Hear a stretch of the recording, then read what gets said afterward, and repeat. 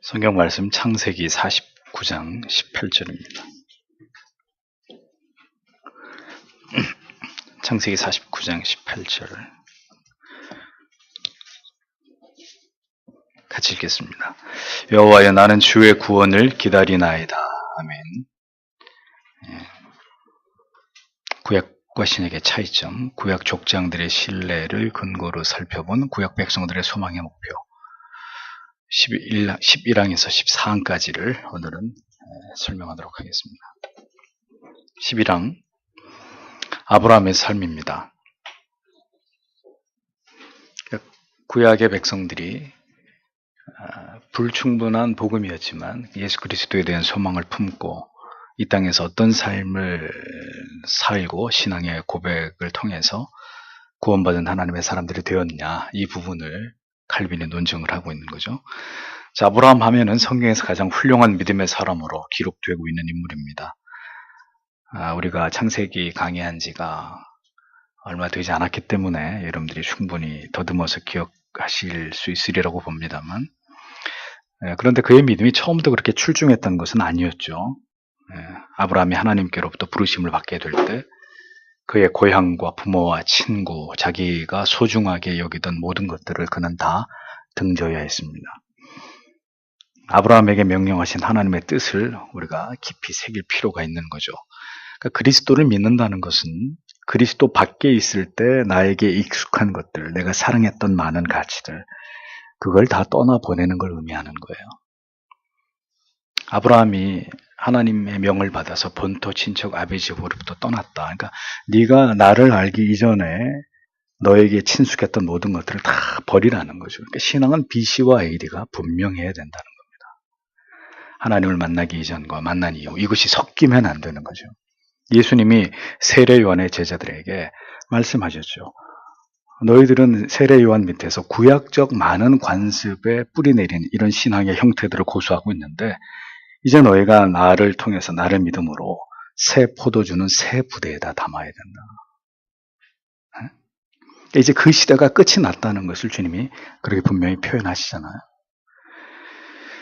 그러니까 아브라함이 그냥 있던 그곳에서 하나님을 믿는 신앙으로 나아가는 것이 아니라 하나님을 알지 못하던 삶, 그래서 그 아버지로부터 우상을 숭배하던 이런 모든 잘못된 관습이나 관행이나 그런 환경으로부터 완전히 하나님을 의지해서 떠나서 새로운 곳에서 새롭게 이제 여호와 하나님을 신앙하는 믿음으로 그가 그렇게 변화되어 가기를 하나님이 아브라함에게 요구하셨다는 겁니다. 신앙에서 이 부분은 반드시 필요하다는 거죠. 우리가 무언가 더 나은 신앙으로, 더 올바른 신앙으로, 더 바른 믿음으로 나아가는 길은 과거의 것과 현재의 것을 같이 가지고 가는 게 아니라, 그러니까 과거의 것이라고 하는 것은 옳은 전통을 얘기하는 게 아니라 잘못된 구습을 얘기하는 것입니다. 이전에 내가 잘못된 방식으로 하나님을 신앙해 오던 그들을 과감하게 끊어내고 도려내버리고 이제 성경과 정확한 교리가 말씀하고 있는 그 신앙으로 분명하게 그것을 향해 나아가야 된다는 거죠. 이걸 같이 끌어안고 기복주의와 인본주의와 신본주의적인 신앙 같이 끌어안고 믿음의 길을 갈 수는 없다는 얘기죠. 떠나야 되는 것입니다. 하나님께서 결국 그렇게 되어 가도록 역사하시는 거죠. 하나님께서 명하신 땅에 이르렀을 때 아브라함은 또다시 기근으로 인해서 그 땅을 또다시 떠납니다. 정처 없이 떠나고 또 떠나고 또 떠나면서 하나님이 왜 그렇게 만드시느냐, 왜 그렇게 아브라함의 환경이 불안하도록 머물지 못하고 또 옮기고 또 옮겨가게 하는 이 일들을 왜 반복하시는 것이냐, 왜요? 아브라함이 이제 여호와라고 하는 하나님만을 전적으로 의지하면서 살아가야 될 것을 하나님이 그에게 요구하고 계셨던 것입니다. 그러니까 우리 안에서 신앙이 견고해지기까지 하나님은 우리가 어느 곳에 안착하는 걸 절대로 허락하지 않으신다는 걸 기억하세요. 우리는 빨리 여기가 좋사오니 하고 안주하고 안착하고 그리고 움직이고 싶어 하지 않지만 하나님의 뜻은 우리하고 다릅니다. 그분은 끊임없이 둥지를 헐어가지고 결국은 날아가야 될 때 떠나가야 되는 독수리 새끼처럼, 그 장성한 독수리처럼 이제는 하나님이 우리의 믿음을 키우고 우리의 신앙의 용량을 더 키워서 정말 세상에서 믿음을 가지고 살아가야 될 그런 사람으로 만들기 위해서 때때로 계속 우리의 둥지를 허무신다는 겁니다. 자꾸 떠나라고 말씀하신다는 거죠. 그 사실을 잊어서는 안 됩니다. 그가 도움을 얻기 위해서 찾아가는 곳마다 그는 자기 목숨을 부지하기 위해서 누이이긴 했습니다만 자기 아내를 누이라고 얘기하면서 이방의 왕들에게 내어줄 수밖에 없는 이런 고통스러운 일을 겪습니다. 아니 어느 남편이 이쁜 자기 아내를 탐하는 그 지역의 절대적인 권력자에게 그래 하룻밤을 내어줄 수 있는 그런 일을 기쁨으로 하겠냔 말이죠. 아무리 자기 목숨이 걸린 문제라 할지라도. 이게 얼마나 고통스러운 일이었겠네. 그죠? 이런 일들을 아브라함이 겪습니다. 어처구니 없는 일이죠. 그런데도 불구하고 이제 그런 과정 속에서 하나님이 설명되지 않는 방법으로 그 권력가들의 손에 넘어갔던 아내가 다시 자기에게로 돌아오고 이런 일들을 겪으면서 하나님이라는 신이 어떤 존재인가 서서히 그 하나님의 존재에 대해서 그분에 대한 신뢰, 믿음이 자라가는 이런 과정들을 창세기는 보여주고 있지 않습니까? 기근 때문에 빈번히 생명의 위협을 느끼면서 이곳저곳을 떠돌아다녀야 되는 이런 상황이 계속됐고 그런 가운데서도 늘어난 재산 때문에 사랑하는 피부치 조카와 분리해야 되는 이런 아픈 일을 겪게 됐는데 그렇게 해서 또 끝이 나느냐. 조카가 이번에는 또 악한 자들에 의해서 붙잡혀갑니다. 그러니 그 조카를 또 찾으러 군대를 만들어가지고 추격대를 소집해가지고 부랴부랴 그를 찾으러 떠나게 되죠. 자, 이런 그 아브라함의 삶 속에서 이런저런 많은 고통을 그가 맛보게 된다는 것을 성경은 우리에게 보여주잖아요. 뿐만 아니라 언약의 자손 이삭과 이스마엘 사이의 갈등, 아내와 여종 사이의 시기와 불화를 겪어야 됐고 결국은 첫 아들 이스마엘을 내쫓아야 되는 이런 가슴 아픈 결정을 아브라함이 내려야 했습니다.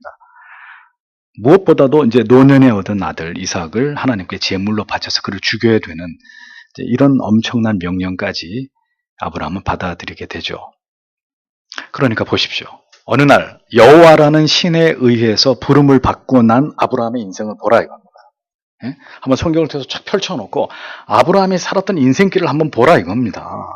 그게 기쁨과 즐거움과 행복으로 가득한 생애였는지를 똑똑히 보시라 이거죠. 천만에요 이겁니다. 천만에. 오히려 그 반대였다 이거죠. 수많은 역경과 고통과 생명의 위기와 가슴이 찢어지는 이런 가슴이 미어지는 아픔들을 그는 계속 지나가야 했습니다. 믿음의 조상이라는 칭호와 걸맞지 않은 파란만장한 여정을 지나간 것을 아브라함의 생애가 그것도 성경의 가장 앞부분에서 우리에게 그것을 보여줍니다.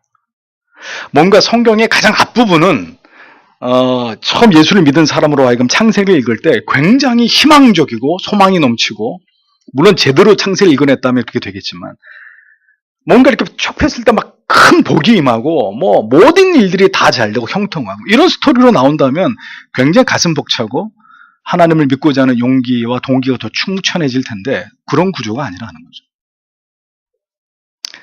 아담과 하와 때부터 실망이 시작해가지고 이제 아브라함의 인생을 보니까 그 대충 이렇게 훑어보면 하나님을 믿었는데 아브라함이 참 이런 인생을 살았을 것 같으면 내가 교회를 계속 다녀야 되나 이런 고민을 할 수도 있는 그런 장면들이 계속 지나가잖아요. 그 성도들에게 뭘 말씀하려고 하는 것이냐? 하나님의 말씀이. 하나님의 손에 붙들려서 살아가는 하나님의 자녀들의 한평생의 삶. 그것이 인생이다라는 걸 성경이 창세기 이 첫 부분에서 그 처음에 언급하는 몇몇 사람들의 인생을 쫙 파노라마처럼 보여주면서 이것이 하나님을 경외하는 길이다. 이것이 하나님이 찾아오셔서 그 사람을 통해서 이루어가려고 하는 그분의 계획표다. 여기에 어떤 인성도 예외가 없다. 그대들은 하나님을 아버지라고 부르려고 하면서 그렇게 그들의 인생 속에 개입하셔서 역사하시고 섭리하실 하나님을 받아들일 준비가 돼 있느냐? 질문을 던지는 거죠. 그래서 그런 하나님이 싫으면 돌아서서 가면 된다 이거죠. 물론 그게 우리 마음대로 되지 않지만. 그러니까 여러분 그런 관점으로 창세기 아브라함의 이야기를 보시라 이거죠. 성경이 어떻게 우리의 인생을 그려내고 있고 그 인생의 의미가 뭐고 주제가 뭐고 하나님이 우리 인생을 통해서 그분이 이루려고 하시는 그 궁극의 뜻이 뭔지 창세기에 그게 다 나와 있다니까요. 아브라함은 그렇습니다. 결국 아브라함이 믿음의 조상이 되기까지 그가 지나와야 했던 그 인생의 모든 고난과 역경의 순간들을 성경은 하나하나 아브라함의 생애를 뒤쫓아가면서 우리에게 그것을 보여주고 있는 것입니다. 아브라함 그는 과연 행복한 인생을 산 것일까요? 왜 우리가 표면적으로 볼 땐 그렇다라고 선뜻 말할 수 없습니다. 그런데 그럼에도 불구하고 한 가지 확실한 것은 그는 분명하게 하나님의 언약을 확신하는 사람이 되었고 하나님을 진실로 경외하고 사랑하는 믿음의 사람으로 우뚝 서게 되었다라는 거죠. 누가 그렇게 만들었느냐? 성경은 하나님이 그렇게 했다라고 얘기하는 거예요. 인생을 그냥 보았을 때는 너무너무 힘든 인생을 그가 살았지만 그 결과는 가장 빛나고 아름다운 것이었다. 하나님이 그렇게 만들었다. 그 얘기를 우리에게 하고 있다는 거죠. 여러분은 어떤 삶을 살기를 원하십니까? 이런 질문을 자주 드렸는데 어떻게 살지에 대해서 그래서 제가 다시 말씀드립니다. 과도하게 마음을 쓰지 마세요. 그건 우리 소관이 아니에요. 이렇게 살아야지, 이렇게 결혼을 하고, 이렇게 집을 사고, 이렇게, 해외여행을 다니고, 또 이렇게 재산을, 너무 이 세상에서 어떻게 살아야지 행복할까? 여기에 너무 과도하게 마음을 두지 마세요. 우리가 마음 먹는다고 그렇게 되지 않아요. 그건 하나님의 소관이에요. 그보다 중요한 것은 우리는 하나님 앞에서 어떤 신자가 되어가고 있는가? 이것입니다. 우리는 과연 하나님을 완전하게 신뢰하면서 사랑하고 경외하는 성도가 되어져 가고 있는가 그렇지 않은가? 우리의 관심은 여기 있어야 합니다. 네? 내가 지금 취직을 하고 결혼을 하고 집을 사고 어떻게 재산이 얼마나 늘어나고 이게 지금 중요한 게 아니라 하나님 앞에서 지금 나는 어느 지점을 지나가 아브라함이 하나님의 부르심을 받고 하나님 앞에 갈 때까지 그의 인생이 쫙 성경에 펼쳐지고 있다면 그럼 내 인생은 지금 어느 지점을 통과하고 있는 것인가? 그 하나님의 섭리와 경륜 가운데 우리를 하나님의 사랑으로 빚어가시는 이 하나님의 계획이 펼쳐지고 있는데 나는 지금 그 계획표 가운데 어느 지점을 지나가고 있는 것인가? 우리의 관심은 거기 있어야 되는 것입니다. 여러분들이 뭘 믿고, 뭘 먹고, 뭘 입고, 어떻게 살고 그건 여러분들의 아버지가 여러분들에게 행하실 문제예요. 우리는 그냥 그 하나님을 의지하면서 믿음을 가지고 성실하게 살아가기만 하면 되는 거죠. 12번째, 이삭과 야곱의 삶입니다. 자, 이삭의 삶도 결국 행복하다고 볼 수 없습니다. 그 역시 갖은 어려움을 겪어야 했습니다. 기근으로 인해서 가나안에서 쫓겨났고 아버지처럼 이삭도 아내를 빼앗기는 아픔을 겪습니다. 우물 때문에 악한 이웃들과 다툼을 겪어야 됐고 형제의 축복권 싸움으로 인해서 그는 살아생전 다시는 떠나보낸 두 번째 아들을 볼 수 없는 그런 고통을 당합니다. 야곱의 인생은 그야말로 괴로움과 고통의 연속이었습니다. 그는 결국 형의 축복을 갈취한 대가로 부모님의 집에서 떠나서 외삼촌 집으로 가야 됐고 거짓된 외삼촌의 성품으로 인해서 사랑하는 아내를 얻기 위해서 수십 년을 노예처럼 일해야 됐습니다. 핏줄이 그에게 이처럼 고통이었던 세월을 그가 보냈단 말이에요. 남도 아니고 핏줄이었는데 그의 두 아내는 언제나 다툼과 갈등이 끊이지 않았고 천신만고 끝에 고향으로 돌아갔을 때는 자기를 죽이려고 벼르는 형과 마주하게 됩니다.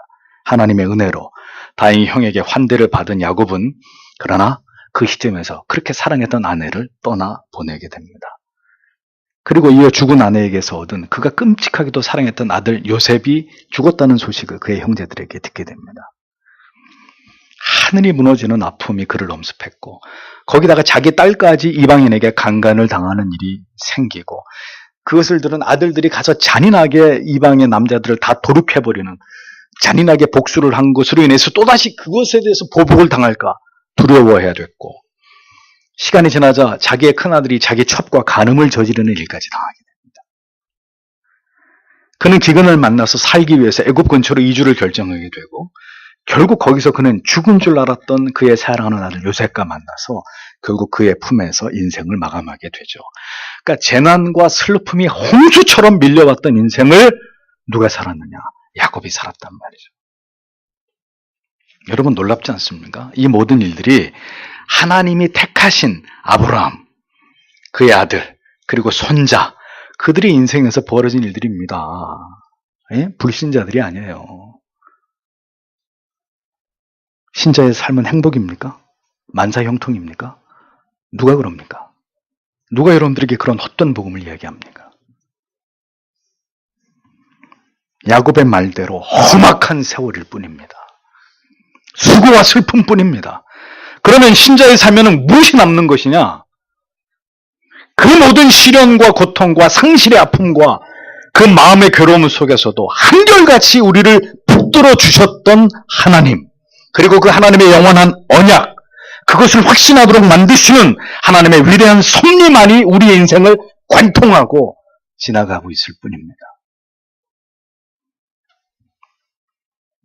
이 땅에서의 삶이 고달프고 사랑하는 사람들까지 때로는 마음의 짐과 고통이 되는 날이 우리에게 찾아오지 않는다면 인생이 영원한 나라를 바라보고 소망하면서 눈물 짓는 날을 살아갈까요?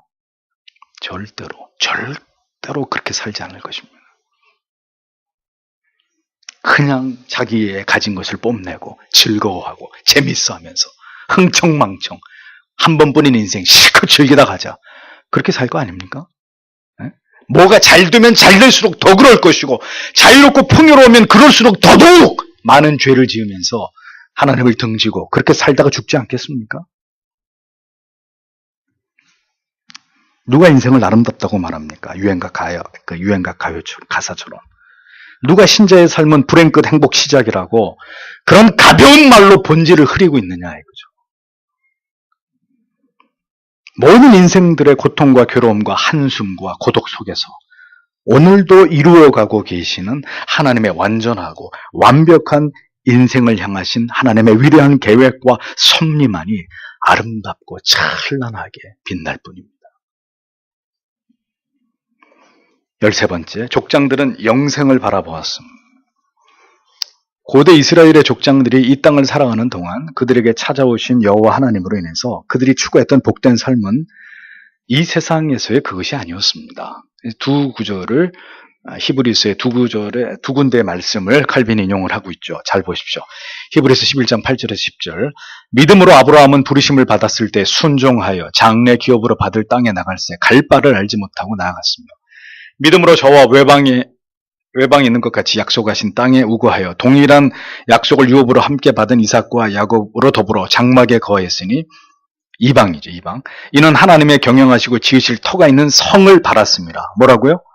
하나님의 경영하시고 지으실 터가 있는 성을, 영원한 하나님의 나라를 바라봤다는 거예요. 아브라함이, 구약의 아브라함이. 그 다음에 같은 장 13절, 16절.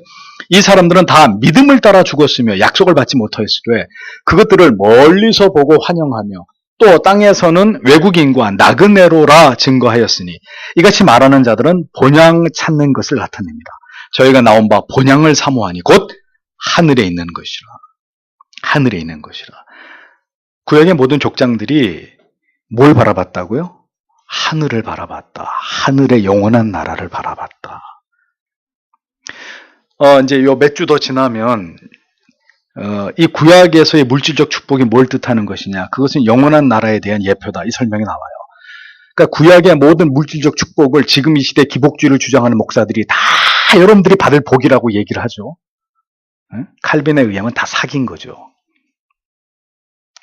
구약에 받았던 그 복이 다 그대로 우리 삶에도 이루어진다는 의미가 아니라 영원한 축복에 대해서 미래적 소망을 구약의 물질적 가시적 축복을 가지고 하나님은 이스라엘 백성들에게 그걸 예표적으로 보여준 것일 뿐이다. 우리는 이 해석을 믿는 거예요. 아무튼 구약의 족장들의 특징 전부 다 본향을 사모했다. 이 땅에서의 삶이 전부가 아니라 그들은 확실히 믿었다는 거예요. 하늘에 있는 것이라. 그러므로 하나님이 저희 하나님이라 일컬음을 받으심을 부끄러워 아니하시고 저희를 위하여 한 성을 예비하시니 똑같은 얘기죠. 그들은 본향, 돌아갈 나라, 영원한 하나님의 나라를 소망했고 하나님은 그들을 위해서 하늘 나라를, 하나님의 위대한 왕국을 예비하셨다.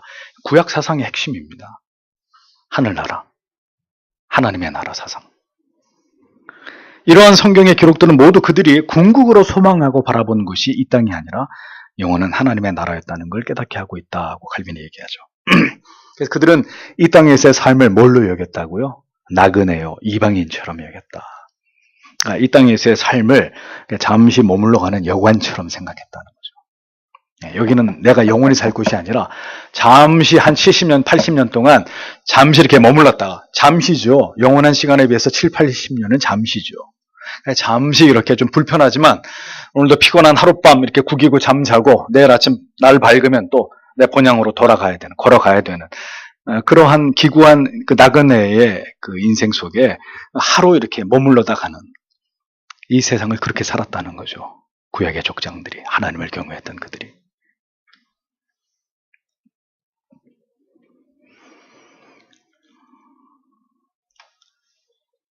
가나안 땅도 그들의 무덤이 있을 곳, 그 이상도 이하도 아니었다라는 것을 볼 때 그들이 궁극적으로 바라보고 소망했던 것은 족과 꿀이 흐르는 가나안 땅, 그 너머, 그것의 예표가 되는 영원한 약속의 땅인 하늘나라를 그들이 소망했다. 성경은 우리에게 그것을 깨닫게 해주고 있다는 것입니다. 그러니까 성경을 시작하는 창세기는 이렇게 족장들의 삶과 그들의 삶을 주관하시면서 그들 모두를 향해서 궁극의 하나님의 뜻을 이루어 가신 하나님의 주권과 섭리를 정확하게 나타내서 보여주고 있습니다. 그리고 그렇게 하나님을 깊이 경험하고 그 약속을 바라본 자들은 이 땅에서 그토록 파란만장한 삶을 살았어도 그들이 소망했던 것은 이 세상에서 행복과 보상이 아니라 영원한 나라에 대한 것이었다. 성경은 뚜렷하게 그것을 우리에게 교훈해주고 있는 것이라는 겁니다. 우리 또한 이 수고와 슬픔뿐인 세상을 지나가는 어간에 하나님의 언약을 굳게 의지하고 나의 결핍, 나의 불행, 나의 힘듦을 바라보지 마시고 그 모든 것들을 능가하게 하시고 이 영원한 걸음으로 천상을 향해서 나아가게 하시는 그 하나님을, 하나님의 언약을, 그분의 능력을, 그분의 위로하심을 우리가 의지하면서 하나님의 도움을 바라보면서 그 영원한 나라를 소망함으로 우리의 인생을 지혜롭게 지나가야 된다고, 살아내야 된다고 성경이 우리에게 교훈하고 있다는 것을 우리는 잊어서는 안 되는 것입니다. 알면 어디서 보상받을 거예요? 이 땅에서 다 누리지 못하고 얻지 못하고 고통당하고 괴로움 당한 것을 어디서 보상받아요? 우리에게 영원한 나라가 없다면, 한 번뿐인 인생에서 우리는 뭐 세상 사람들보다 더 나쁜 짓을 많이 했다고, 그런 차원이 아니라는 거죠. 14번째, 죽음 이후의 영생이 삶의 목표였음. 아주 뚜렷한 얘기를 하고 있습니다. 족장들이 이 땅에서 사는 동안 미래의 삶을 그들이 분명한 목표로 삼았다는 증거가 무엇이냐? 그러니까 보십시오. 야곱이 더 높은 축복을 바라지 않았다면 무엇 때문에 그런 위협을 무릅쓰고 장자의 축복을 얻고자 했겠느냐? 그로 인해서 그가 지불한 대가가 얼마나 혹독한 것이었느냐? 그러니까 야곱의 고대한 것이 기껏 이 세상에서의 어떤 번성과 번영과 물질적 축복과 행복이었다면 그 사람은 절반은 이루고 절반은 이루지 못한 거예요. 왜?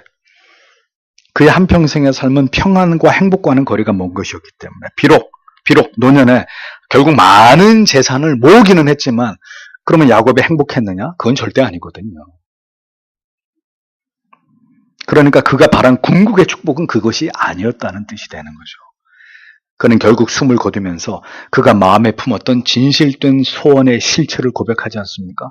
뭐라고 얘기하죠? 야곱이 죽으면서 여호와여 나는 주의 구원을 기다리나이다 이렇게 얘기하잖아요. 그는 죽음이 새로운 생명의 시작임을 알고 있었다는 것이죠. 결국 신앙이란 그런 것입니다. 주님 안에서 영원한 나라에 들어감을 확신하고 소망하면서 기쁨으로 죽음을 준비하는 것입니다. 그래서 어렵고 힘든 지체들을 볼 때 조금만 참으세요. 하나님 나라에 가서는 다 하나님이 완벽하게 완전하게 보상하십니다. 이게 진정한 성도의 위로 아닙니까? 이 세상에서 그렇게 힘들고 어렵고 못 먹고 못 입고 궁핍하고 누구도 해결해 줄 수 없는 아픔과 상처를 가지고 사시는 성도 여러분, 이 세상에서 우리가 뭘로 위로받을 거냐고요? 뭘로? 사라진 게 다시 만들어져요? 잃어버린 게 다시 재생되냐고요? 그럼 그대로 살아야 되는 건데 어떻게 해요 그러면? 이 세상에서는 답이 없는데 그럼 그게 우리에게 절망의 이유고 한평생 고통스럽게 괴로워하고 내 삶을 저주하면서 살 이유인가요? 아니잖아요. 더 크신 하나님의 뜻이 있는 것이잖아요. 완전한 하나님의 보상이 있는 것이잖아요. 그걸 바라보면서 의연하게 세상을 지나가는 모습을 불신자들에게 보여주는 것입니다. 그대들은 내 인생이 불행해 보이느냐? 그들이 볼 땐 내 삶이 형편없어 보이느냐? 나는 그대들이 알지 못하는 기쁨을 가지고 있다. 소망을 가지고 있다. 나는 그대들이 불쌍하다. 모든 걸 누리면서 살아가고 있는 그대들의 영혼이 불쌍할 뿐이다. 여러분, 그게 성도의 그 아우라, 성도의 그 영혼에서 뿜어져 나오는 세상이 어찌할 수 없는 그 아우라 아닙니까? 모든 사람들이 죽음을 맞이하게 되지만 모두가 바라는 바대로 그들이 원하는 것으로 가는 게 아닙니다. 오직 하나님을 신뢰하고 어린 양 되신 예수 그리스도를 믿음으로 말미암은 그 구원을 확신하는 자들만이 나는 의인의 죽음을 죽기 원하며 나의 종말이 그와 같기를 바라노라.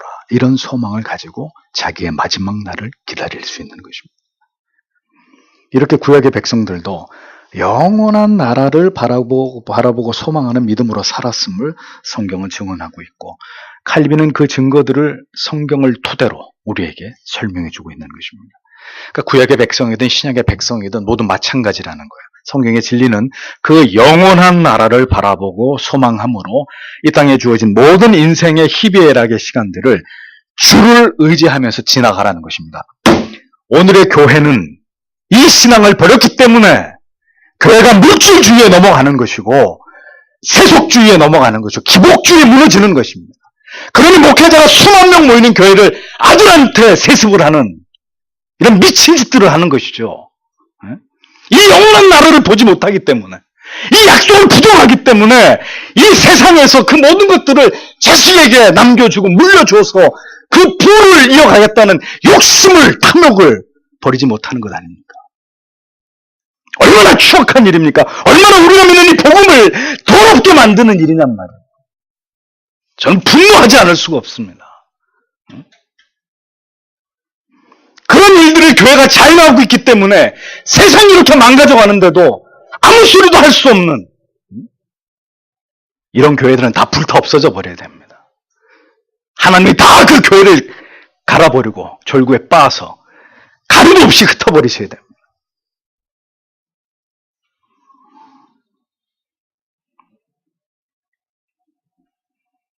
하나님의 언약을 굳게 믿고 소망하면서 인생을 살아가다 보면 아버지 하나님께서 우리의 믿음을 지켜가시고 그 믿음과 소망을 더 분명하게 하심으로 우리의 소망이 영원한 하늘나라에 있음을 깨닫게 하실 것입니다.